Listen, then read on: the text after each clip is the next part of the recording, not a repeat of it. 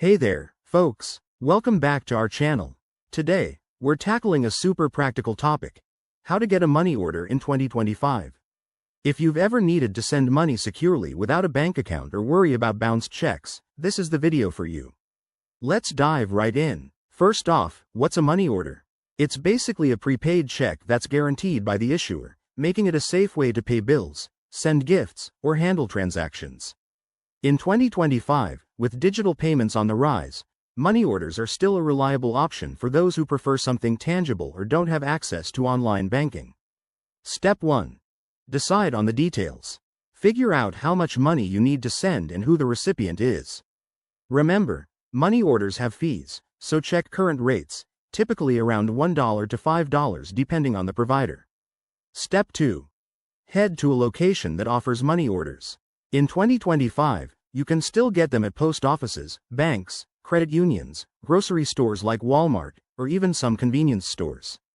Many places now have self-service kiosks for faster service, so look for those to save time. Step 3. Gather what you need.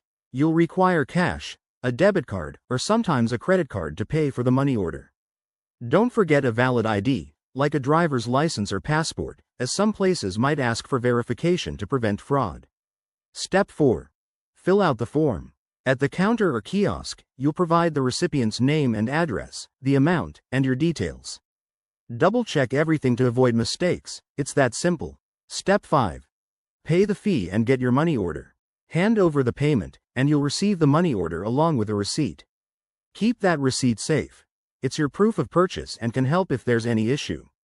Finally, a few tips for 2025. Always use tracked mail if you're sending it, and be aware of any new digital alternatives like electronic money orders through apps. If you're cashing one, go to a bank or the issuing location. There you have it. Getting a money order is straightforward and secure. If you found this helpful, hit that like button and subscribe for more money-saving tips. Thanks for watching, and see you next time.